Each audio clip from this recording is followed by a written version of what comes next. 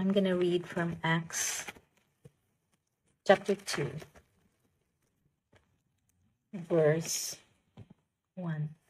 When the day of Pentecost had come, they were all together in one place. Suddenly a sound like a mighty rushing wind came from heaven, and it filled the whole house where they were sitting. Hallelujah. They were all waiting for the Holy Spirit to come to give them directions on how to proceed with the work that God is trying to give them. The Holy Spirit is the one who will give them directions. Hallelujah. Thank you, Lord. In my life, I have this big project that I'm planning to do. But Lord, I wait for you. Holy Spirit, I'm waiting for you to give me the directions on how to do this project. Thank you, Lord.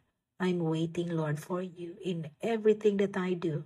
I'm not going to do it on my own, but I'm going to do it with the directions that you're going to give me, Lord. Thank you, Lord. In Jesus' name, amen.